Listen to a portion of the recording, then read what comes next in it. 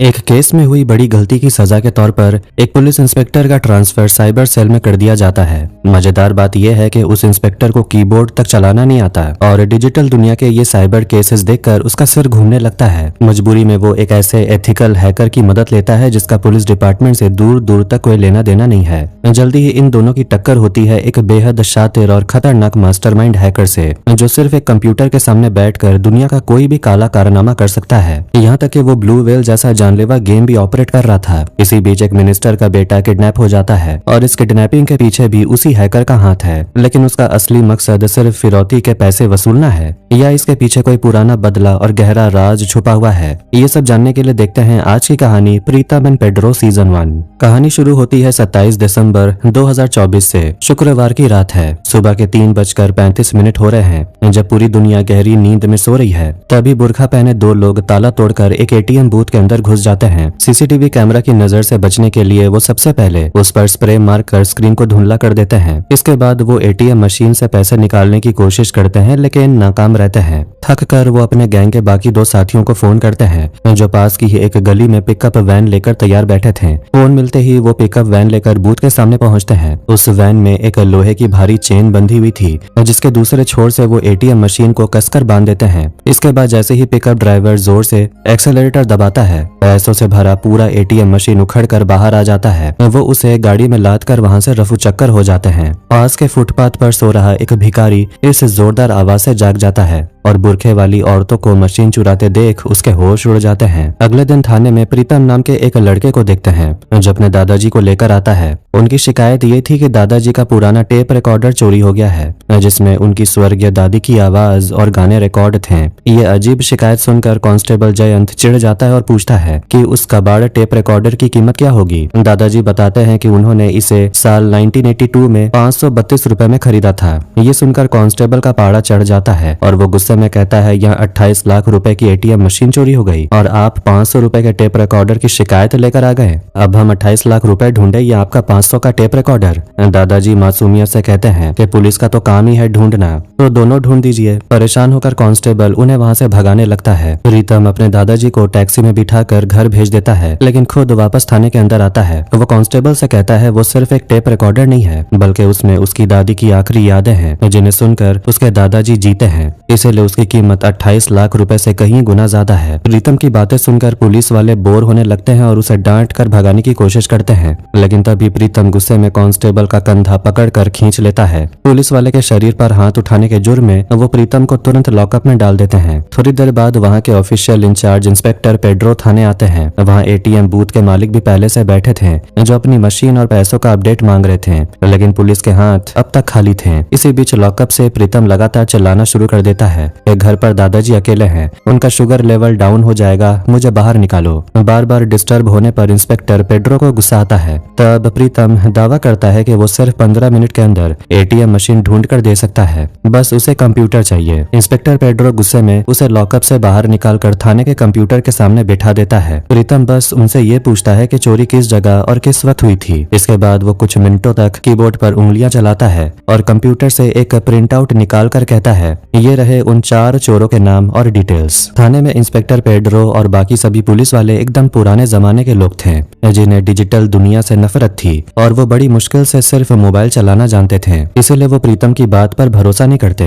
तब प्रीतम एक चोर रमेश की फोटो की तरफ इशारा करते हुए कहता है कि इस वक्त ये एटीएम मशीन रमेश की वेल्डिंग की दुकान के अंदर रखी है। रमेश ने आज अपनी दुकान भी बंद रखी है और आज ही उसकी शादी भी है। शायद शादी का खर्चा निकालने के लिए ही उसने ये चोरी की है। प्रीतम ने असल में गूगल मैप्स और सैटेलाइट फुटेज का इस्तेमाल करके उस दुकान का लाइव लोकेशन निकाला था। सच का पता लगाने के लिए पुलिस की टीम तुरंत उस लोकेशन पर पहुंचती है। दुकान का ताला तोड़कर अंदर चेक करने पर सबसे पहले उन्हें वही बुरखे मिलते हैं जिन्हें पहनकर चोरी की गई थी, और थोड़ा और ढूंढने पर कपड़ों से ढकी हुई एटीएम मशीन भी मिल जाती है। हालांकि उसके अंदर से सारे पैसे गायब थे। अब जैसा कि प्रीतम ने बताया था कि आज रमेश की शादी है, इसलिए पुलिस सीधे उसके घर के बाहर पहुंचती है। वहां रमेश दूल्हा बनकर बारात ले जाने की तैयारी कर रहा था, लेकिन पुलिस पुलिस को देखते ही बाराती और दूल्हा सब इधर उधर भागने लगते हैं। पुलिस पीछा करके सबको दबोच लेती है। रमेश एक औरत का दुपट्टा ओढ़कर भीड़ में छुपने की कोशिश कर रहा था, लेकिन इंस्पेक्टर पेड्रो उसे पहचान लेता है और पूरे गैंग को पकड़कर थाने के लॉकअप में बंद कर दिया जाता है। प्रीतम के इस कमाल के दिमाग को देखकर पेड्रो उससे काफी इंप्रेस होता है। वो उसकी तारीफ करता और पूछता है कि उसने इतनी आसानी से चोरों को कैसे ट्रैक किया। प्रीतम कहता है कि घर पर दादाजी अकेले हैं, उसे जल्दी जाना होगा। इंस्पेक्टर पेड्रो खुद अपनी जीप से प्रीतम को घर छोड़ने का फैसला करते हैं और रास्ते में उससे फिर पूछता है कि आखिर उसने ये डिजिटल चमत्कार किया कैसे। प्रीतम बताता है कि एटीएम मशीन को चोरी करना किसी एक के बस की बात नहीं है, इसमें कम से कम 3 से 4 लोग शामिल होंगे और जब इतने सारे लोग जुड़े हैं तो वो आपस में फोन पर बात जरूर करेंगे। इसलिए उसने चोरी के वक्त उस इलाके में जितने भी फोन कॉल्स हुए थे मोबाइल टावर हैक करके उनकी जानकारी निकाल ली। उस समय टोटल 25 कॉल्स हुए थे, जिनमें से सिर्फ एक ही कॉल ऐसा था जो उसी सेम चोरी वाले एरिया में एक्टिव था। उस कॉल के जरिए उसने चोरों की पूरी डिटेल्स निकाली और उनका करंट लोकेशन भी ट्रेस कर लिया। इसके बाद उनके नाम सोशल मीडिया पर सर्च करने पर पता चला कि उन 4 दोस्तों में से एक की आज शादी है। इसलिए वो श्योर हो गया कि उन्होंने शादी के खर्चे के लिए ही चोरी की है। प्रीतम का ये स्मार्ट दिमाग देखकर इंस्पेक्टर पेड्रो पूछता है कि वो काम क्या करता है। प्रीतम थोड़ा हिचकिचाते हुए कहता है कि वो वैक्यूम क्लीनर का इंजीनियर है। पहले वो आईटी फर्म में नौकरी करता था पर अब छोड़ चुका है। वो ज्यादा डिटेल में बात नहीं करता। घर के बाहर उतरते वक्त वो पेड्रो से रिक्वेस्ट करता है कि उसके दादाजी का टेप रिकॉर्डर ढूंढ दे। पेड्रो वादा करता है कि वो उसे जल्द ही ढूंढ निकालेगा। प्रीतम को छोड़कर पेड्रो जैसे ही गाड़ी मोड़ता है तभी उसके पास डीआईजी का फोन आता है। वो बताते हैं कि खेल मंत्री के घर पर चोरी हुई है, इसलिए वो तुरंत वहां पहुंचे। पेड्रो जब वहां जाता है तो मंत्री के पीए से पता चलता है कि मंत्री की पत्नी का मोबाइल चोरी हो गया है। उनका शक था कि चोर बेडरूम की खिड़की से अंदर आया था। घर से फोन के अलावा और कुछ भी गायब नहीं था। इस पर पेड्रो कहता है कि अगर चोर का मकसद सिर्फ फोन चुराना होता तो वो किसी टूरिस्ट का फोन मारकर भाग जाता। उसे मंत्री के घर चोरी करने की क्या जरूरत थी जहाँ इतने सारे सीसीटीवी कैमरा और गार्ड्स भरे पड़े हैं। पेड्रो को लगता है कि फोन घर में ही कहीं खो गया है। तभी वहाँ खेल रहे मंत्री के छोटे बेटे विनी पर पेड्रो की नजर पड़ती है। विनी के हाथ पर एक जला हुआ निशान देखकर पेड्रो को शक होता है। वो उस चुलबुले बच्चे से पूछता है कि क्या तुम्हें मोबाइल पसंद है। ये सवाल सुनते ही विनी डर जाता है और अंदर भाग जाता है। पेड्रो तुरंत पीए से कहता है कि फोन इसी बच्चे के पास है। अगर मुझे इस बच्चे से कुछ मिनट पूछताछ करने का मौका मिले तो मैं फोन निकाल दूंगा। जब पीए ये बात मंत्री को बताता है तो मंत्री और उसकी पत्नी भड़क जाते हैं। वो दोनों पेड्रो के सामने आकर बोलते हैं कि क्या उसे शर्म नहीं आती जो इतने छोटे बच्चे पर इल्जाम लगा रहा है। पेड्रो मामले को रफा दफा करने के लिए और कुछ नहीं बोलता।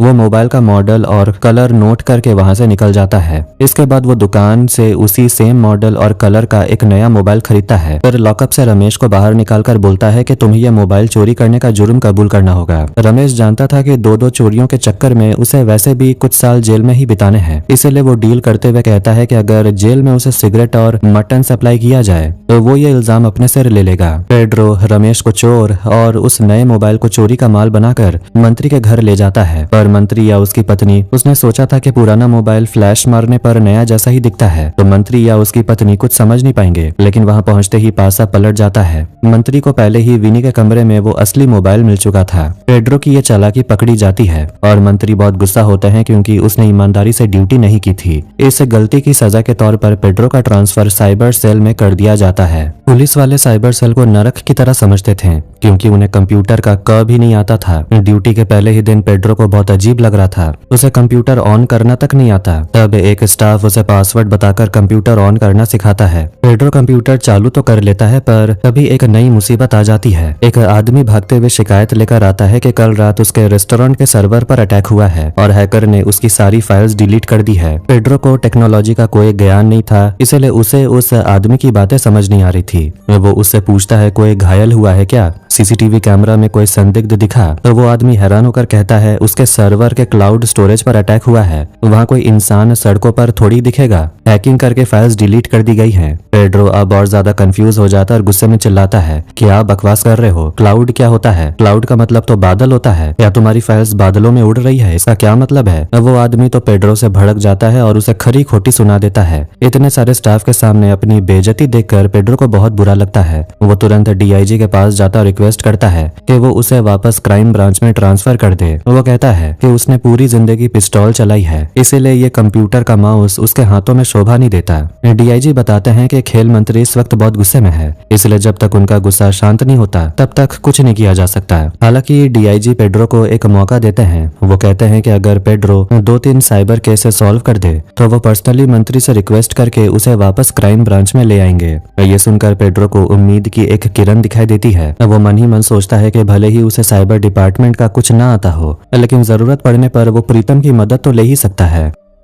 वो सीधे प्रीतम के पास जाता है और उसका दिल बहलाने के लिए उसे झूठ बोलता है कि उसके दादाजी का टेप रिकॉर्डर ढूंढने के लिए 3 कांस्टेबल दिन रात मेहनत कर रहे हैं। ये सुनकर तो प्रीतम बहुत खुश हो जाता है। तभी पेड्रो अपनी असली बात सामने रखता है और कहता है, जैसे तुमने उस दिन एटीएम चोरी का केस सॉल्व किया था, वैसे ही तुम्हें 3 और केसेस सॉल्व करने होंगे। प्रीतम इस लफड़े में नहीं पड़ना चाहता था, तो पेड्रो उसे धमकी देता है कि अगर उसने मदद नहीं की तो वो उसके दादाजी का टेप रिकॉर्डर कभी ढूंढ कर नहीं देगा। मजबूरी में प्रीतम को हाँ कहना पड़ता है। पेड्रो खुशी खुशी घर लौटता है। बगल वाले कमरे में उसकी पत्नी बेटे के जन्मदिन के लिए सजावट कर रही थी, लेकिन वहां जाने से पहले ही पेड्रो के पास एना नाम की एक न्यूज एंकर का फोन आता है। एना घबराते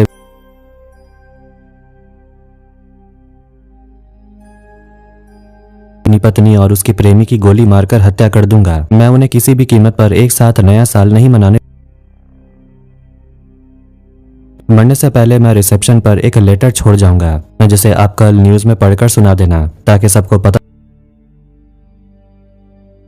शुरू होने में अभी सिर्फ 5 घंटे बचे थे और उस अनजान शख्स को रोकना बहुत जरूरी था। पेड्रो को कुछ समझ नहीं आ रहा था कि क्या करे, इसलिए वो मदद के लिए प्रीतम को फोन करता है। प्रीतम पहले तो आने से मना करता है, लेकिन जब पेड्रो बताता है कि वो आदमी मर्डर करने के बाद खुद को भी खत्म कर लेगा, ये सुनते ही प्रीतम का कोई पुराना ट्रॉमा जाग उठता है और वो तुरंत राजी हो जाता है। दूसरी तरफ न्यूज एंकर को ईमेल भेजने वाला वो सरफिरा शख्स अपनी गन लोड करता है और माँ बेटे से विदा लेकर कत्ल के इरादे से घर के बाहर निकल पड़ता है। इधर प्रीतम आकर अपना लैपटॉप लेकर बैठ जाता है। वो न्यूज एंकर एना के ईमेल से एक ट्रैकर कोड जनरेट करता है और उससे उस कातिल के मेल पर फॉरवर्ड करने को बोलता है। प्लान ये था कि जैसे ही वो आदमी उस मेल को ओपन करेगा, ट्रैकर कोड की मदद से उसकी लाइव लोकेशन और बाकी डिटेल्स मिल जाएंगी। प्रीतम के कहे अनुसार एना मेल फॉरवर्ड कर देती है और उस आदमी को कोई शक न हो, इसलिए वो मेल में उससे मिलने की इच्छा भी जता देती है। उस वक्त वो आदमी अपना आखिरी नोट लिखने में बिजी था। तभी प्रीतम उसके ईमेल की दूसरी डिटेल्स खंगाल कर उस आदमी का दिमाग पढ़ने की कोशिश करता है। जैसे उस आदमी की ईमेल आईडी का नाम था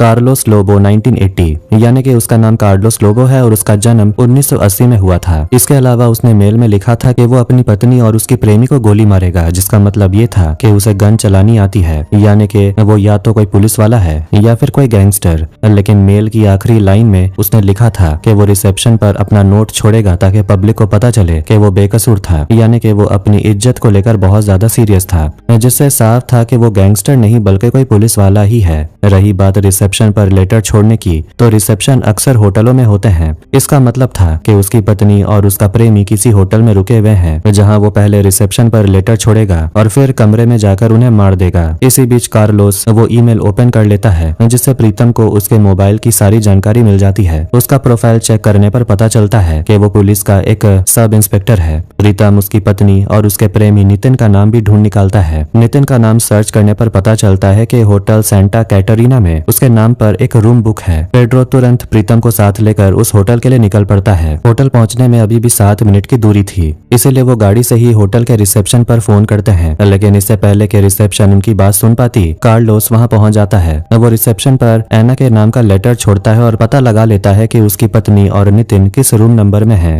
वो गन लेकर लॉबी की तरफ बढ़ता है। तभी पेड्रो और प्रीतम भी होटल के अंदर भागते हुए आते हैं। पेड्रो उसे देखकर रुकने को बोलता है, लेकिन कार्लोस हवा में एक ब्लैंक फायर करके पेड्रो को पीछे हटने की चेतावनी देता है। फिर भी पेड्रो हार नहीं मानता। वो कार्लोस को एक पुलिस वाले के नजरिए से समझाने की कोशिश करता है कि पुलिस की नौकरी के साथ फैमिली को संभालना कितना मुश्किल होता है। पेड्रो की बातें सुनकर कार्लोस थोड़ा इमोशनल हो जाता है और उसकी आंखों में आंसू आ जाते हैं। फिर भी वो खुद को संभाल कर कमरे के अंदर घुस जाता है और अपनी पत्नी पर गन तान देता है। तभी पीछे से पेड्रो चिल्लाता है और उसे उसके बच्चे की याद दिलाता है। वो कहता है कि अगर तुमने आज मर्डर कर दिया तो तुम्हारा बेटा हर साल नए साल का स्वागत इस अभिशाप के साथ करेगा कि उसका बाप एक कातिल है। ये सुनते ही कार्लोस का दिल पिघल जाता है और वो गन नीचे कर लेता है। वो अपनी पत्नी से कहता है, तू अपनी इस प्रेमी के साथ रह, मैं अपने बेटे के साथ रहूंगा। और वो बिना खून खराबा किए वहां से निकल जाता है। दोनों की इस कमाल की जुगलबंदी से पहला केस तो सॉल्व हो गया था। इसके बाद पेड्रो प्रीतम को लेकर अपने घर आता है। प्रीतम शराब नहीं पीता था, इसलिए वो दूध का ग्लास लेकर बैठता है और पेड्रो शराब का ग्लास लेता है। तभी वहाँ पेड्रो की पत्नी स्टेसी आकर झगड़ा शुरू कर देती है, क्योंकि पेड्रो अपने बेटे के जन्मदिन पर घर नहीं आया था। वो चिल्लाती है कि तुम्हें सिर्फ अपनी ड्यूटी की फिक्र है, अपने बेटे से कोई प्यार नहीं है। ये सुनकर पेड्रो का गुस्सा भड़क जाता है और वो चीखते हुए कहता है, हमारा बेटा अब इस दुनिया में जिंदा नहीं है, हम एक मरे हुए बच्चे का जन्मदिन कैसे मनाएं? असल में पेड्रो अपने बेटे की मौत के उस भयानक दर्द को भूलने के लिए खुद को ड्यूटी में बिजी रखता था, जबकि स्टेसी आज भी उन्हीं पुरानी यादों को पकड़कर जी रही थी। दोनों के बीच बहुत भयंकर बहस होती है और स्टेसी अपने बेटे की मौत के लिए सीधे पेड्रो को ही जिम्मेदार ठहरा देती है। दरअसल पेड्रो के बेटे को पूरा भरोसा था कि उसका पापा बैटमैन की तरह आकर उसे बचा लेगा, लेकिन पेड्रो उसे नहीं बचा पाया था। स्टेसी उसे और ताना मारते हुए कहती है कि वो एक बहुत बड़ी सिंगर बन सकती थी, लेकिन सिर्फ पेड्रो की वजह से उसने अपना करियर कुर्बान कर दिया और बदले में पेड्रो उसे कभी वक्त नहीं देता। इस भयंकर झगड़े के बीच स्टेसी गुस्से में घर छोड़कर चली जाती है। पेड्रो अंदर से बहुत ज्यादा फ्रस्ट्रेटेड हो जाता है, लेकिन अपने ईगो के चक्कर में वो अपनी पत्नी से कोई कांटेक्ट नहीं करता। कुछ दिनों बाद पेड्रो प्रीतम को बुलाकर बताता है कि उसके दादाजी का टेप रिकॉर्डर मिल गया है। प्रीतम थाने जाकर उसे देखकर बहुत खुश होता है, लेकिन जब उसे पता चलता है कि उसके अंदर की कैसेट गायब है तो वो काफी अपसेट हो जाता है। असल में उन्हें उस कैसेट की ही सबसे ज्यादा जरूरत थी, क्योंकि उसमें उसकी दादी की आवाज रिकॉर्ड थी। सिर्फ खाली टेप रिकॉर्डर का वो क्या करते हैं? प्रीतम कांस्टेबल को ऑर्डर देता है कि चाहे जो हो जाए उन्हें वो कैसेट भी ढूंढनी होगी। कांस्टेबल जयंत इस बात से चिढ़ जाता है कि इतने बड़े शहर में वो एक छोटी सी कैसेट कहाँ ढूंढेंगे। इसी बीच टीवी पर न्यूज आती है कि खेल मंत्री का बेटा किडनैप हो गया है। न्यूज देखकर पेड्रो सोचता है कि मंत्री के घर से फोन चोरी होने के चक्कर में ही उसका ट्रांसफर हुआ था, इसलिए अगर वो उनके बेटे को सही सलामत ढूंढ निकालता है तो मंत्री खुश होकर उसका ट्रांसफर वापस क्राइम ब्रांच में कर देंगे। मंत्री के घर पर डीआईजी समेत पूरी पुलिस टीम इकट्ठा होती है। अजीब बात ये थी कि मंत्री का बेटा विनी स्कूल से घर के अंदर आया था, जिसका फुटेज सीसीटीवी कैमरे में था, लेकिन उसके घर से बाहर जाने का कोई फुटेज था ही नहीं। सब लोग कंफ्यूज थे कि आखिर बिन्नी के साथ क्या हुआ। तभी मंत्री के फोन पर किडनैपर का कॉल आता है और वो 5 करोड़ की फिरौती मांगता है। वो धमकी देता है कि अगर कल तक कैश रेडी नहीं हुआ तो वो विनी को मारकर उसकी लाश का पार्सल बनाकर भेज देगा। जबकि यह मामला किडनैपिंग और फोन कॉल का था, इसलिए साइबर टीम को बुलाया जाता है। साइबर डिपार्टमेंट की तरफ से इंस्पेक्टर पेड्रो और एसआई शार्लिन वहां पहुंचते हैं। पेड्रो को देखते ही मंत्री भड़क जाता है और पूछता है, ये यहाँ क्या कर रहा है? डीआईजी मंत्री को भरोसा दिलाते हैं कि पेड्रो एक अच्छा ऑफिसर है, वो सब संभाल लेगा। पेड्रो हवाबाजी करते हुए शार्लिन से कहता है कि किडनैपर का नंबर ट्रैकिंग ऐप पर सर्च करो। सर्च करने पर नाम आता है बॉबी सेकीरा, लेकिन दिक्कत ये थी कि इस नाम के शहर में 7 लोग थे। जब पेड्रो सिर्फ गोवा शहर के डाटा चेक करने को बोलता है तो एक नाम सामने आता है जो बाइक रेंटल शॉप का मालिक था। सबका शक उसी पर जाता है और पेड्रो तुरंत उस एड्रेस पर पुलिस फोर्स भेज देता है। लेकिन जब पुलिस वहां पहुंचती है तो देखती है कि बॉबी तो पहले ही मर चुकी है। उसकी लाश कफन में ढकी हुई थी और थोड़ी देर में उसका अंतिम संस्कार होने वाला था। पूछताछ में पता चलता है कि बॉबी एक औरत थी जो पिछले 2 महीने से कोमा में थी और आज 102 साल की उम्र में उसकी मौत हुई। ये जानकर पुलिस श्योर हो जाती है कि ये औरत किसी का किडनैप नहीं कर सकती। तभी कांस्टेबल जयंत का फोन आता है और वो बताता है कि अपराधियों ने इस बूढ़ी औरत के आईडी कार्ड का गलत इस्तेमाल करके फर्जी सिम कार्ड खरीदा था, इसलिए वो ट्रेस नहीं हो पा रहे थे। मंत्री अब पेड्रो पर बुरी तरह चिल्लाने लगता है। वो कहता है कि ऐप से सिम की डिटेल निकालना तो कोई भी आरा गहरा कर सकता है, इसके लिए पेड्रो जैसे पुलिस वाले की क्या जरूरत। मंत्री गुस्से में डीआईजी से कहता है कि यह पेड्रो बहुत फालतू आदमी है, ये किसी दूसरे के बच्चे को उठाकर ले आएगा और कहेगा, लो मंत्री जी ये आपका बेटा है, इसे गोद में ले लो। मुझे तो इस पर रत्ती भर भी भरोसा नहीं है। मंत्री पेड्रो को बुरी तरह जलील करके वहां से भगा देता है, लेकिन जाने से पहले पेड्रो भी अपना सारा फ्रस्ट्रेशन मंत्री पर निकाल देता है। वो कहता है कि पुलिस अपना काम अच्छे से जानती है, बस आप जैसे मंत्री उन्हें ठीक से काम करने नहीं देते। पिछली बार अगर मुझे विनी से सिर्फ 2 मिनट बात करने दी होती तो मैं आपकी पत्नी का मोबाइल फोन उसी वक्त ढूंढ निकालता। आपने मौका ही नहीं दिया, इसलिए मुझे नकली फोन का सहारा लेना पड़ा। पेड्रो खुलेआम चैलेंज करता है कि अगर इस बार मुझे अपने तरीके से काम करने दिया जाए तो मैं विनी को बचाकर ही दम लूंगा। इतना कहकर वो बाहर आ जाता है और प्रीतम को फोन करता है। पेड्रो जैसे ही अपनी गाड़ी में बैठता है तभी मंत्री का पीए दौड़ते हुए आता है और कहता है कि मंत्री साहब ने अपनी गलती के लिए माफी मांगी है और आपको अपने तरीके से केस हैंडल करने की पूरी छूट दी है। पेड्रो जब प्रीतम को अपने साथ मंत्री के घर लाता है तो पीए उसे देखकर चिढ़ जाता और कहता है ये तो वैक्यूम क्लीनर का सेल्समैन है, ये इस केस में क्या खाक मदद करेगा। लेकिन कोई उसकी बात पर ध्यान नहीं देता क्योंकि उसी वक्त पीए के मोबाइल पर किडनैपर का दोबारा फोन आ जाता है। सबका ध्यान कॉल की तरफ जाता है। पेड्रो बात करना शुरू करता है और प्रीतम तुरंत कॉल को ट्रैक करने बैठ जाता है। कॉल ट्रैक होते ही प्रीतम डिस्प्ले पर मैप में कुछ डॉट्स देखता है और कहता है कि यही किडनैपर की करंट लोकेशन है। प्रीतम को शक होता है कि किडनैपर 2 फोन यूज कर रहा है, एक बर्नर फोन जिसे वो फिरौती के लिए कॉल करता है और काम होते ही फेंक देता है, और दूसरा उसका खुद का पर्सनल फोन। बर्नर फोन की लोकेशन तो कोई भी ट्रैक कर लेता, लेकिन प्रीतम असल में किडनैपर के पर्सनल फोन को ट्रैक करने की कोशिश कर रहा था। किडनैपर ने चालाकी दिखाते हुए अपने ठिकाने से काफी दूर जाकर कॉल किया था, लेकिन प्रीतम ने पिछले 2 फोन कॉल्स के डाटा से ये निकाल लिया कि किडनैपर के मोबाइल की लोकेशन पास के टावर से कितनी दूरी पर है। उस रेंज के साथ जब उसने उस टावर के अंडर आने वाले बाकी सभी सिम कार्ड्स की रेंज मैच की तो उसे दिखा कि सिर्फ एक ही पर्सनल सिम कार्ड ऐसा था जो हर बार उस बर्नर फोन की रेंज के साथ साथ ट्रेवल कर रहा था। इससे प्रीतम समझ जाता है कि यही किडनैपर के पर्सनल मोबाइल का सिम कार्ड है। अब इस सिम नंबर से वो उसकी और भी कई डिटेल्स निकाल सकता था। जब तक वो बाकी की जानकारी निकालता तब तक पेड्रो कांस्टेबल जयंत की लीडिंग में एक पुलिस फोर्स किडनैपर के ठिकाने पर भेज देता है। किडनैपर की लोकेशन इस वक्त नदी के किनारे एक घर पर आकर रुकी हुई थी। पुलिस चारों तरफ से उस घर को घेर लेती है और जयंत फोन पर पेड्रो को कंफर्म करता है कि किडनैपर घर के अंदर ही है। जयंत आसपास से पता लगाता है कि वो आदमी हर रोज ठीक 4:30 बजे पास की दुकान पर दूध लेने जाता है। पेड्रो ऑर्डर देता है कि जैसे ही वो दूध लेने बाहर निकले वैसे ही पुलिस अंदर घुसकर विनी को रेस्क्यू कर ले। पेड्रो बहुत खुश था क्योंकि उसे लग रहा था कि ये केस बहुत आसान है और तुरंत सॉल्व हो जाएगा, लेकिन प्रीतम उसे ज्यादा खुश होने से मना करता है। वो बताता है कि फोन डिटेल्स खंगालने पर पता चला कि इस खेल में एक और खिलाड़ी शामिल है और वो कोई और नहीं बल्कि खुद मंत्री की पत्नी श्रद्धा है। प्रीतम जब अकेले में पेड्रो को ये बात बताता है तो पेड्रो भड़क जाता है। वो प्रीतम को साइड में ले जाकर बोलता है, देख भाई, मुझे और मार मत खिलवा। अगर मैंने मंत्री के सामने उसकी पत्नी पर शक किया तो वो तो मुझे जिंदा नहीं छोड़ेगा। लेकिन प्रीतम अपने साइबर सेंस के दम पर पेड्रो को पूरा भरोसा दिलाता है कि श्रद्धा इसमें पक्का शामिल है। अपने शक को यकीन में बदलने के लिए प्रीतम ने श्रद्धा का सोशल मीडिया अकाउंट चेक किया था। श्रद्धा पहले दिन में कम से कम 50 स्टेटस और फोटोज अपलोड करती थी, जिनमें ज्यादातर उसके बेटे की होती थी, लेकिन पिछले 9 दिन से उसने कोई स्टेटस नहीं डाला था। अब बेटा तो सिर्फ 2 दिन पहले किडनैप हुआ था, तो उसने 9 दिन पहले से ही शोक मनाना क्यों शुरू कर दिया। बात की गहराई तक पहुंचने के लिए प्रीतम ने श्रद्धा के एलेक्सा का पासवर्ड हैक करने की कोशिश की। दरअसल ये अमीर लोग बटन दबाने की तकलीफ नहीं उठाते थे और एलेक्सा को वॉइस कमांड देकर ही सारे काम करते थे। प्रीतम से एलेक्सा का पासवर्ड क्रैक नहीं हो रहा था। दुनिया के जितने भी मुश्किल पासवर्ड सब फेल हो रहे थे। तभी पेड्रो उसे एकदम सिंपल पासवर्ड 1 2 3 4 5 ट्राई करने को बोलता है। प्रीतम जैसे ही नंबर डालता है एलेक्सा ऐप खुल जाता है। प्रीतम अब श्रद्धा के पुराने सारे वॉइस कमांड सुनने लगता है। उसमें से एक कमांड में उसने लेडीज हैट और फेस मास्क ऑर्डर किया था, जिससे उनका शक और बढ़ जाता है। एक दूसरे कमांड से पता चलता है कि श्रद्धा ने एलेक्सा पर सर्च किया था फैशन डिजाइन इंस्टीट्यूट से आगमंदा शेख रिजॉर्ट जाने के लिए कौन सी बस पकड़नी होगी। अब उनके शक की कोई गुंजाइश नहीं बचती क्योंकि एक मंत्री की पत्नी भला बस से क्यों सफर करेगी। इस बारे में जानने के लिए वो श्रद्धा के कार ड्राइवर के पास जाते हैं और उससे पूछताछ करते हैं। ड्राइवर पहले तो कुछ नहीं बोलता, लेकिन जब पेड्रो उसे 2-4 थप्पड़ रसीद देता है तो वो कबूल करता है कि उसने मैडम को एक शॉपिंग मॉल के पास छोड़ा था। लेकिन इस सीधे जवाब से पुलिस संतुष्ट नहीं होती, इसलिए प्रीतम ड्राइवर के मोबाइल से उसकी मूवमेंट लोकेशन ट्रैक करता है। ट्रैकिंग से पता चलता है कि ड्राइवर सच कह रहा था। इससे वो अंदाजा लगाते हैं कि श्रद्धा सबको चकमा देकर मॉल के पिछले रास्ते से बाहर निकल गई थी और वहां से बस पकड़कर उसी रिजॉर्ट पर पहुंची थी।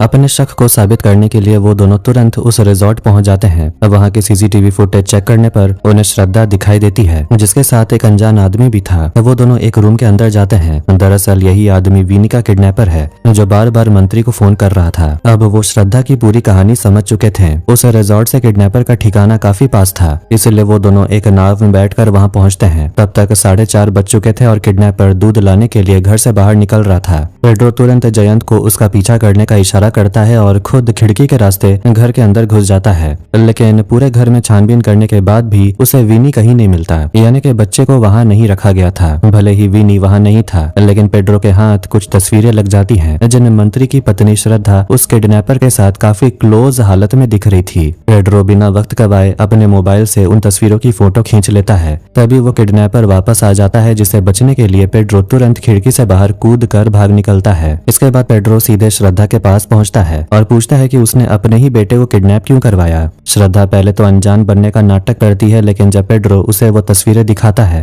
तो वो टूट जाती है और वो सच उगल देती है। वो बताती है कि कॉलेज के दिनों में उसका उस लड़के के साथ अफेयर था। इसके बाद वो लड़का किसी जुर्म में जेल चल गया था और उसने मंत्री से शादी कर ली। जेल से बाहर आने के बाद वो लड़का उसे रिजॉर्ट में मिलने के लिए मजबूर करने लगा। जब वो रिजॉर्ट पहुंची तो उसने श्रद्धा से 5 करोड़ की मांग की। श्रद्धा ने कहा कि उसके पास इतने पैसे नहीं हैं, क्योंकि उसका पति भले ही मंत्री हो लेकिन वो कोई 2 नंबर की कमाई नहीं करता। जब श्रद्धा ने पैसे देने से मना कर दिया था तो लड़के ने कहा कि वो विनी के किडनैपिंग का नाटक रचेगा और मंत्री से 5 करोड़ वसूलने के बाद बच्चे को छोड़ देगा।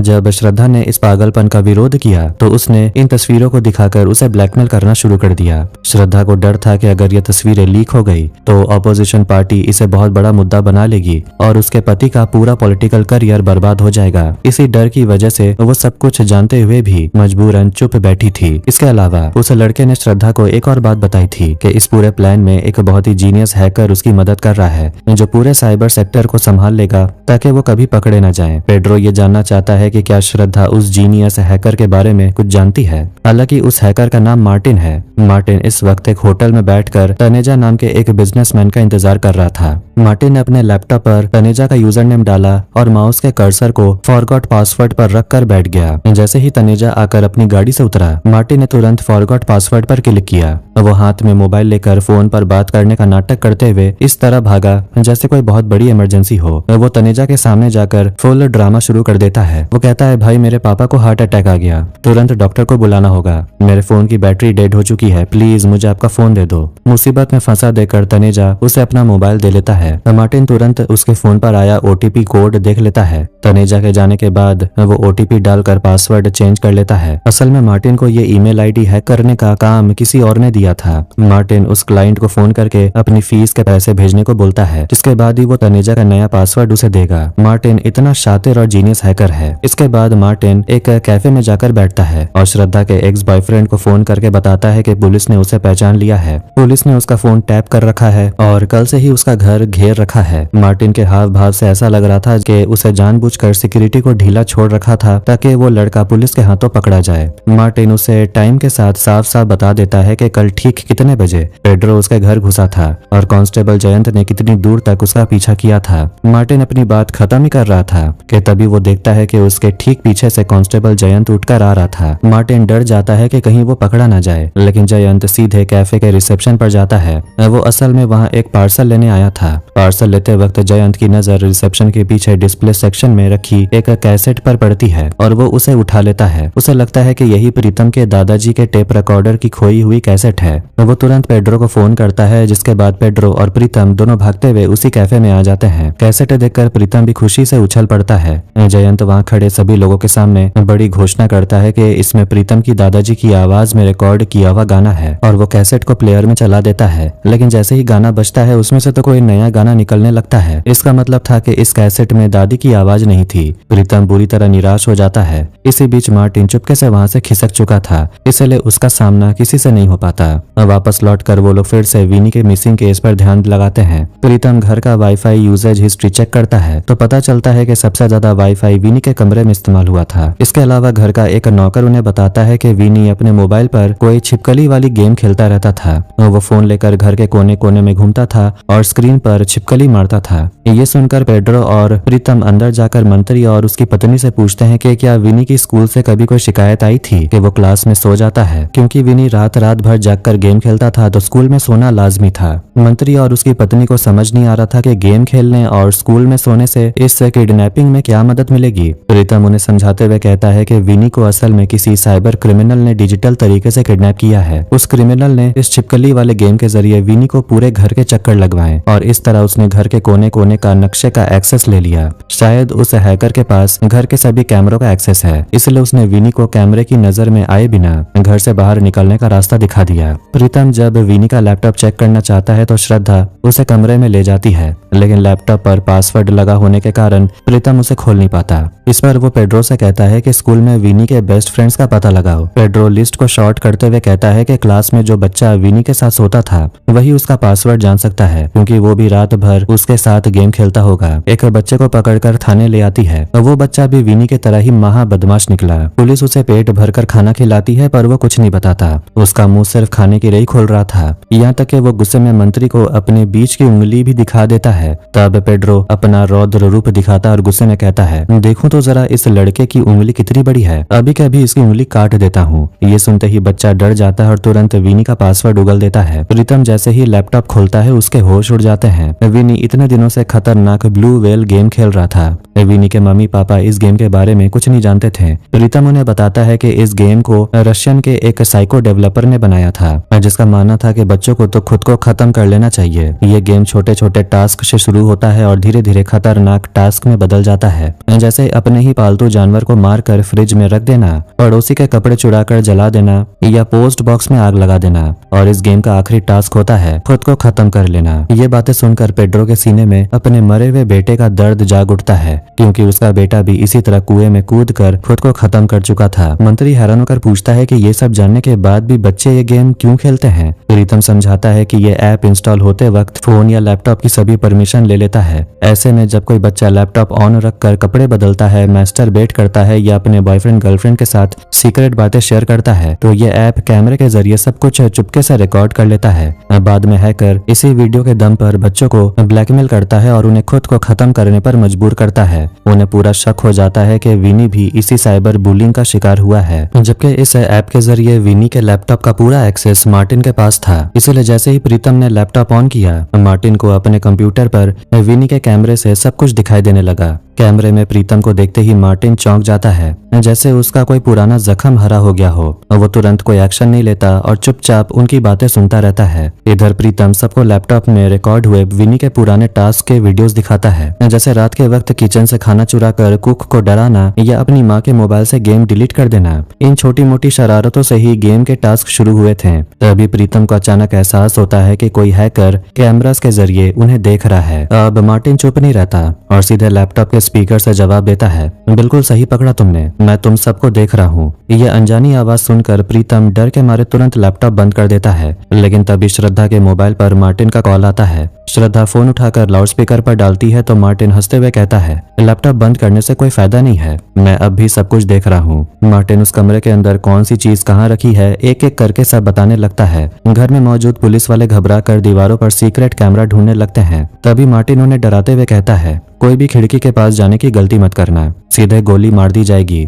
मार्टिन जो बोल रहा था सब डर के मारे वैसा ही कर रहे थे, मानो किसी भूत की आवाज से डर रहे हो। फिर मार्टिन कहता है कि ये मोबाइल प्रीतम को दो। प्रीतम फोन हाथ में लेते ही मन उसकी लोकेशन ट्रैक करने की कोशिश करने लगता है। मार्टिन उसका ये दांव भांप लेता है और कहता है कि मेरे फोन कॉल को ट्रेस करने की बेवकूफी मत करो, मैं वीपीएन यूज कर रहा हूँ। प्रीतम ये समझने की कोशिश कर रहा था कि अगर कमरे में कोई सीक्रेट कैमरा नहीं है तो ये हैकर सब कुछ लाइव कैसे देख रहा है। वो कैमरास के बिल्कुल सेंटर पॉइंट पर जाकर खड़ा हो जाता है और मार्टिन को चैलेंज करते हुए पूछता है, चल अब बता मैं इस वक्त कहाँ खड़ा हूँ। मार्टिन को इस खेल में बड़ा मजा आ रहा था क्योंकि प्रीतम उसका टेस्ट ले रहा था। मार्टिन बिना पलक झपकाए बिल्कुल सही जवाब देता है। प्रीतम लिविंग रूम के सोफे के पास खड़ा था। अब वो सोफे पर बैठ जाता है और मार्टिन से पूछता है, बता अब मैं कहाँ हूँ। लेकिन इस बार मार्टिन सही जवाब नहीं दे पाता। प्रीतम फिर पूछता है कि उसने फोन दाएं हाथ में पकड़ा है या फिर बाएं हाथ में। मार्टिन इस बार भी फेल हो जाता है। इसके बाद प्रीतम मोबाइल को इंस्पेक्टर पेड्रो के तरफ उछाल देता है और मार्टिन से पोजीशन पूछता है तो मार्टिन तुरंत बोलता है, तुम इस वक्त दीवार पर टंगे सर्टिफिकेट्स के सामने खड़े हो। असल में वहाँ प्रीतम नहीं बल्कि पेड्रो खड़ा था। इसी से प्रीतम के दिमाग चमक जाता है और वो समझ जाता है कि मार्टिन उन्हें लाइव देख नहीं रहा। यहाँ असली खेल ये था कि मार्टिन ने उसी गेम के जरिए पहले ही घर के सभी दीवारों के फोटोज कलेक्ट कर लिए थे और हर फोटोज को वाईफाई सिग्नल से कनेक्ट कर दिया था। वो बस वाईफाई की स्ट्रेंथ देखकर देखकर अंदाजा लगा रहा था कि कौन कहाँ खड़ा है। मार्टिन के इस भूतिया रहस्य का पर्दाफाश करने के बाद प्रीतम उसका मजाक उड़ाते हुए कहता है कि दुनिया में सिर्फ तुम अकेले जीनियस नहीं हो। मार्टिन ताली बजाते हुए प्रीतम के दिमाग की तारीफ करता है, लेकिन इसके तुरंत बाद वो उसे उसके असली नाम कबीर साइनी कहकर पुकारता है। मार्टिन के मुंह से अपना असली नाम सुनते ही प्रीतम के होश उड़ जाते हैं और उसका चेहरा सफेद पड़ जाता है। वो बुरी तरह सदमे में आ जाता है। वो एक पल भी वहां नहीं रुकता और सीधे अपने घर भागता है। घर पहुंचकर वो अपना बैकपैक करने लगता है और अपने दादाजी से कहता है कि उन्हें ये शहर छोड़कर तुरंत भागना होगा। उसी वक्त उसकी बालकनी में एक पत्थर आकर गिरता है। प्रीतम बाहर जाकर देखता है तो वहाँ कोई एक पेन ड्राइव फेंक कर गया था। वो जैसे ही पेन ड्राइव को अपने लैपटॉप में लगाता है, उसमें एक वॉइस मैसेज प्ले होता है। मार्टिन कहता है कि वो कबीर यानी प्रीतम को पिछले 3 साल से ढूंढ रहा था, जबकि उसने अपना नाम, पहचान और शहर सब बदल दिया था, इसलिए वो उसे ढूंढ नहीं पा रहा था। लेकिन आज किस्मत से वो उसे मिल गया है। मार्टिन स्क्रीन पर एक लाइट हाउस का वीडियो दिखाकर उसे उसका अतीत याद दिलाता है और उसे एक हॉस्पिटल में पहुंचने को बोलता है। प्रीतम तुरंत उस हॉस्पिटल के लिए निकल जाता है। वहां पहुंचते ही उसके फोन पर एक रूम नंबर का मैसेज आता है। प्रीतम उस कमरे में जाता है जहां मार्टिन पहले से ही वेश बदलकर बैठा था, ताकि वो प्रीतम का रिएक्शन लाइव देख सके। जबकि प्रीतम उसे चेहरे से नहीं जानता था, इसलिए वो उसे पहचान नहीं पाता। कमरे के अंदर प्रीतम देखता है एक औरत पेशेंट बिस्तर पर जिंदा लाश बनकर लेटी हुई है। बेड पर उस औरत का नाम देखते ही प्रीतम फूट फूट कर रोने लगता है और उसके पैर पकड़कर माफी मांगने लगता है। ये नजारा देखकर मार्टिन को एक सुकून मिलता है। इधर इंस्पेक्टर पेड्रो जब अपने घर लौटकर बेटे का पुराना लैपटॉप ऑन करता है तो उसे पता चलता है कि उसके बेटे ने भी अपने लैपटॉप में ब्लू व्हेल गेम इंस्टॉल किया हुआ था। अब उसे पूरा यकीन हो जाता है कि उसका बेटा भी इसी गेम का शिकार हुआ था। ड्यूटी पर लौटकर वो प्रीतम का असली नाम कबीर के बारे में छानबीन करता है, पर पुलिस रिकॉर्ड में कोई कुछ नहीं मिलता। बस इतना पता चलता है कि इस नाम का लड़का एक इंजीनियरिंग कॉलेज में पढ़ता था। पेड्रो जब प्रीतम को फोन करता है तो उसका फोन भी नहीं लगता, इसलिए वो उसकी लोकेशन ट्रेस करके सीधे उसी हॉस्पिटल पहुंच जाता है। पेड्रो उसे पकड़कर पूछता है तुम्हारा असली सच क्या है। तब प्रीतम रोते हुए कबूल करता है, सर मैं एक कातिल हूँ, मेरे यहाँ तो एक मर्डर हुआ है। वो अपनी कहानी सुनाता है कि जब वो इंजीनियरिंग कॉलेज में था तब उनके एक प्रोफेसर थे, प्रोफेसर फ्रांसिस्का। वो बेहद सख्त मिजाज के थे और क्लास में लेट आने वाले को भी कभी अंदर नहीं घुसने देते थे। प्रीतम अक्सर लेट हो जाता था और उस दिन भी वो बहुत लेट पहुंचा था। जब प्रोफेसर फ्रांसिस्का ने उसे क्लास में आने से मना किया तो प्रीतम ने बहाना बनाया कि वो हॉस्पिटल गया था। प्रोफेसर ने पूछा कि यहाँ से हॉस्पिटल कितनी दूर है। प्रीतम ने कहा 1 किलोमीटर। तब प्रोफेसर ने तुरंत कैलकुलेशन की कि आने जाने का कुल रास्ता 2 किलोमीटर का हुआ और अगर कोई इंसान पैदल इतनी दूर जाएगा तो उसे कम से कम 2448 स्टेप्स चलने पड़ेंगे। प्रोफेसर फोंसेका ने प्रीतम का मोबाइल छीना और उसका हेल्थ ऐप चेक किया तो उसमें सिर्फ 207 स्टेप्स दिख रहे थे, यानी कि वो सिर्फ अपने हॉस्टल से निकलकर सीधे क्लास तक आया था। झूठ पकड़े जाने पर प्रोफेसर ने पूरी क्लास के सामने उसे बुरी तरह जलील किया था और बाहर निकाल दिया। प्रीतम को यह बेइज्जती बर्दाश्त नहीं हुई थी और वो प्रोफेसर को मिडिल फिंगर दिखाकर वहां से चला गया। अब उसका एक ही मकसद था, प्रोफेसर से बदला लेना। उसने दिन रात एक करके प्रोफेसर का ईमेल इनबॉक्स हैक कर लिया, जहां उसे प्रोफेसर की कुछ पर्सनल और अफेयर वाली तस्वीरें मिल गईं। प्रीतम ने एक फेक ईमेल आईडी बनाई और वो तस्वीरें प्रोफेसर की पत्नी और पूरे कॉलेज को भेज दी।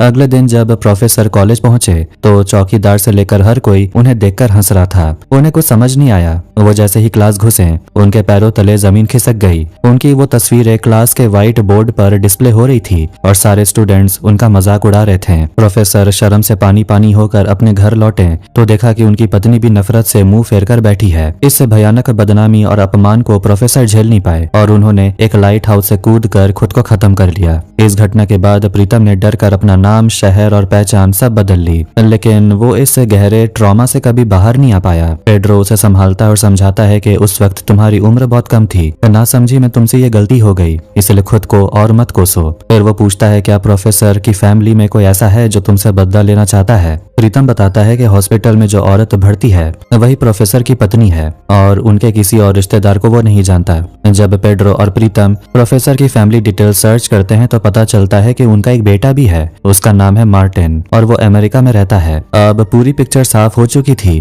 कि ये सब कुछ मार्टिन ही कर रहा था। दूसरी तरफ मार्टिन मंत्री की पत्नी के एक्स बॉयफ्रेंड को 10 लाख रुपए वापस कर देता है और कहता है बच्चे को किडनैप करने के लिए जो 10 लाख रुपए तुमने मुझे दिए थे, ये लो वापस, लेकिन अब मैं इस बच्चे को इतनी आसानी से नहीं छोड़ूंगा। ये कहकर वो उससे अपना नाता तोड़ लेता है। इसके बाद मार्टिन सीधे खेल मंत्री को फोन करता है और बताता है कि विनी उसके कब्जे में है। मंत्री सबूत मांगता है तो मार्टिन श्रद्धा के मोबाइल पर विनी की एक फोटो भेजता है। फोटो देखते ही मम्मी पापा का कलेजा फट जाता है, क्योंकि फोटो में विनी के बीच की उंगली कटी हुई थी। उस बेरहम हैकर ने बच्चे की उंगली काट दी थी। मार्टिन डिमांड करता है कि 5 करोड़ की फिरौती की रकम सिर्फ प्रीतम के हाथों ही भेजी जाए, और अगर किसी ने भी चालाकी करने की कोशिश की तो वो विनी की दूसरी उंगली भी काट देगा। तुरंत पैसों का बैग तैयार किया जाता है। यहाँ प्रीतम अपना दिमाग चलाता है और वो मंत्री के पीए के मोबाइल को तोड़कर उसका मदरबोर्ड पैसों की गड्डियों के बीच छुपा देता है ताकि बैग को ट्रैक किया जा सके। पेड्रो अपनी तरफ से एक दूसरा मोबाइल भी बैग के ऊपर रख देता है ताकि मार्टिन को लगे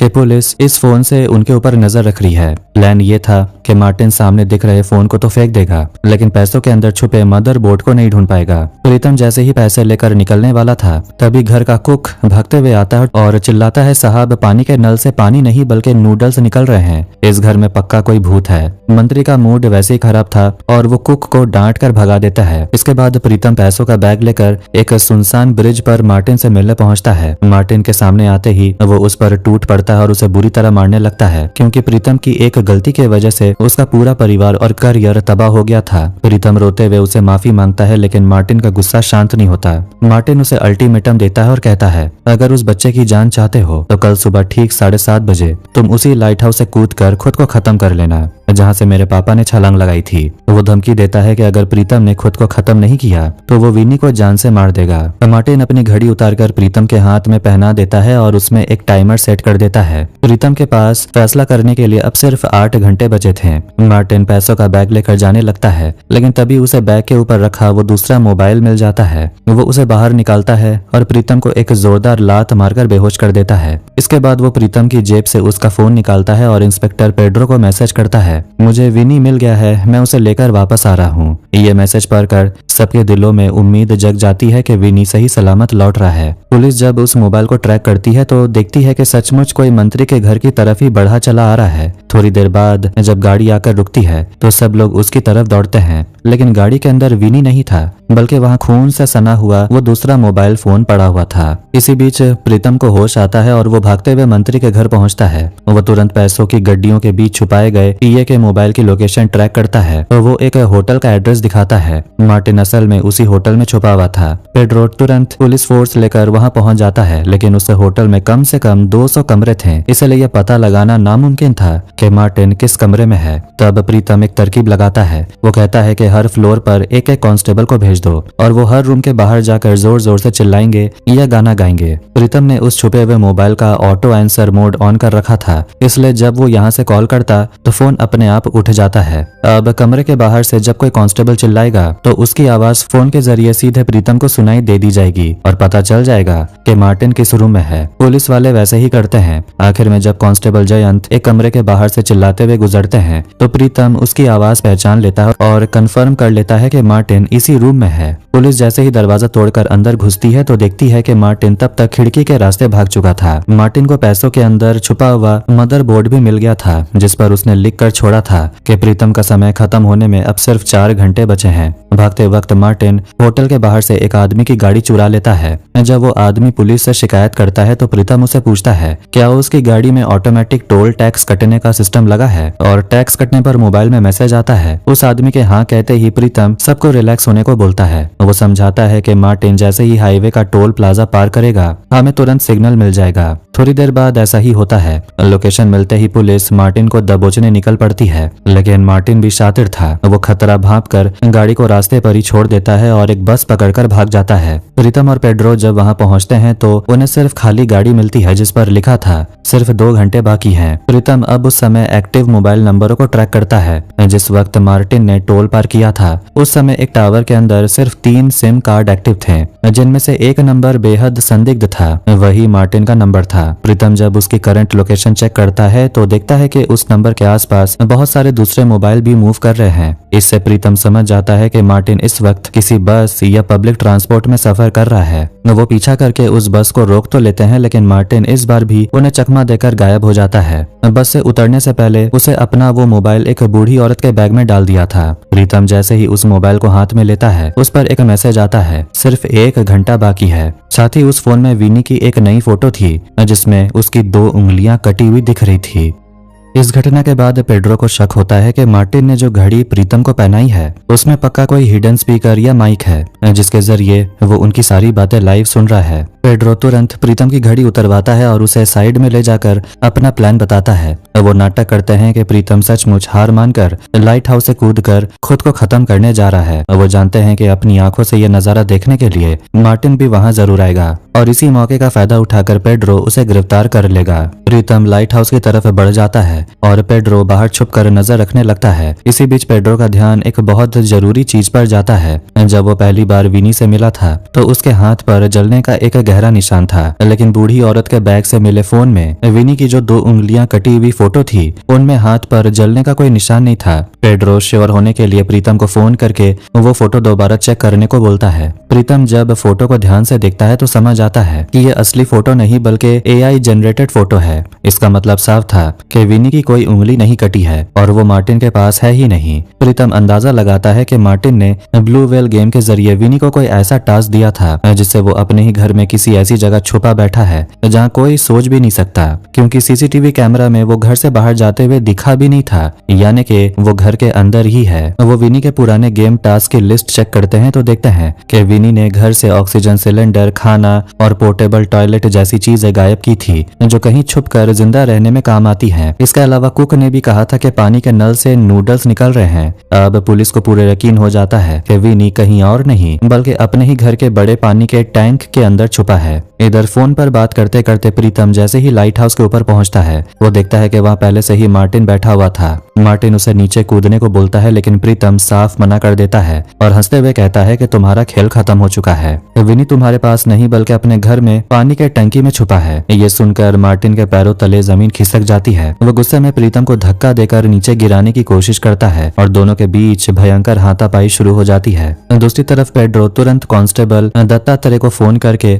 मंत्री के घर का पानी का टैंक चेक करने को बोलता है। दत्तात्रेय जब टैंक खोलकर देखता है तो सचमुच विनी उसके अंदर मजे से बैठा हुआ मिलता है। इधर लाइट हाउस पर जब पेड्रो पहुंचता है तो वो दोनों को लड़ते हुए देखता है और तुरंत मार्टिन पर पिस्तौल तान देता है, लेकिन तभी प्रीतम बीच में आ जाता है और मार्टिन को बचाते हुए बोलता है, सर ये मार्टिन नहीं है, कोई और है। पेड्रो अच्छी तरह जानता था कि प्रीतम झूठ बोल रहा है और यही असली मार्टिन है, लेकिन अगर प्रीतम उसे बचाना चाहता है तो इसके पीछे जरूर कोई गहरा कारण होगा। इसलिए पेड्रो अपनी पिस्तौल नीचे कर लेता है और मार्टिन को वहां से भागने का मौका देता है। मार्टिन भी प्रीतम के इस बर्ताव से दंग रह जाता है। वापस लौटते वक्त पेड्रो पूछता है कि तुमने उस अपराधी को क्यों जाने दिया। प्रीतम कहता है 3 साल पहले मार्टिन एक बहुत अच्छा लड़का था, आज वो जो भी गुनहगार बना है उसके पीछे सिर्फ मेरी वो पुरानी गलती है, इसलिए मैंने उसे सुधरने का एक मौका दिया। रास्ते में वो एक जगह रुकते हैं। प्रीतम यादगारी के तौर पर पेड्रो से एक गाना गाने को बोलता है। पेड्रो जैसे ही गाना गाता है प्रीतम चुपके से उसे रिकॉर्ड कर लेता है और पेड्रो को बिना बताए वो ऑडियो उसकी पत्नी स्टेसी को भेज देता है ताकि उन दोनों के बीच का मनमुटाव खत्म हो जाए। इसके बाद वो दोनों खुशी खुशी मंत्री के घर लौटते हैं। उन्हें लगता है कि बेटे को ढूंढने की खुशी में मंत्री पेड्रो का ट्रांसफर वापस क्राइम ब्रांच में कर देगा, लेकिन वहां पहुंचकर देखते हैं कि सारा क्रेडिट कांस्टेबल दत्तात्रेय अकेले ही लूट चुका था। सब लोग दत्तात्रेय के नाम के नारे लगा रहे थे और मान रहे थे कि उसी ने अकेले विनी को ढूंढा है। पेड्रो और प्रीतम निराश होकर वहां से बाहर निकल आते हैं। तभी उनके पास मंत्री की पत्नी श्रद्धा का फोन आता है। वो रोते हुए बताती है कि उसका वो एक्स बॉयफ्रेंड अब उनके दोनों की पर्सनल और अतरंग तस्वीरों को टीवी पर लीक करने की धमकी देकर ब्लैकमेल कर रहा है। इस मुसीबत से बचने के लिए प्रीतम एक धांसू प्लान बनाता है। वो पेड्रो की न्यूज एंकर दोस्त एना की मदद लेता है और टीवी पर एक ब्रेकिंग न्यूज चलवाता है। उस न्यूज में दिखाया जाता है कि श्रद्धा मशहूर क्रिकेटर वीरेंद्र सहवाग के साथ मालदीव में छुट्टी मना रही है। हालांकि वो फोटो नकली थी और उसमें सहवाग का चेहरा एडिट करके लगाया गया था। न्यूज में सहवाग का इंटरव्यू दिखाकर ये साबित कर दिया जाता है कि आजकल इंटरनेट पर ऐसी फेक और AI तस्वीरें बहुत वायरल हो रही हैं। इस उसके तुरंत बाद एक और फोटो दिखाई जाती है जिसमें सहवाग की जगह संजय दत्त का चेहरा लगा था और उसे भी फेक साबित कर दिया जाता है। आखिर में वो असली तस्वीर भी टीवी पर दिखाई देती है, लेकिन जबकि लोग पहले ही 2 फेक तस्वीरें देख चुके थे, इसलिए पब्लिक इस असली फोटो को भी AI एडिटेड फोटो मानकर खारिज कर देती है। इस तरह प्रीतम के शातिर दिमाग से उस ब्लैकमेलर का पूरा प्लान मिट्टी में मिल जाता है और उसकी बदनामी का खतरा टल जाता है। इसके बाद पेड्रो उस ब्लैकमेलर को रंगे हाथों गिरफ्तार करके जेल भेज देता है। केस पूरी तरह खत्म होने के बाद पेड्रो जैसे ही अपने घर के पास पहुंचता है, तभी वहां उसके फोन पर उसकी पत्नी स्टेसी का फोन आता है। प्रीतम पेड्रो से कहता है कि वो तुरंत फोन उठाए और अपनी पत्नी से बात करे। दोनों फोन पर बात करते हैं तो उनके बीच का सारा मनमुटाव और गुस्सा बिल्कुल खत्म हो जाता है। असल में प्रीतम ने पेड्रो से जो गाना गवाया था, वो गाना कभी प्रीतम की दादी गाया करती थी। अब पेड्रो की पत्नी स्टेसी भी फोन पर वही गाना रिकॉर्ड करके पेड्रो के पास भेजती है। स्टेसी की आवाज हूबहू प्रीतम की दादी जैसी थी, इसलिए जब प्रीतम वो रिकॉर्ड किया हुआ गाना अपने दादाजी को सुनाता है तो दादाजी दोनों की आवाज में कोई फर्क ही नहीं कर पाते।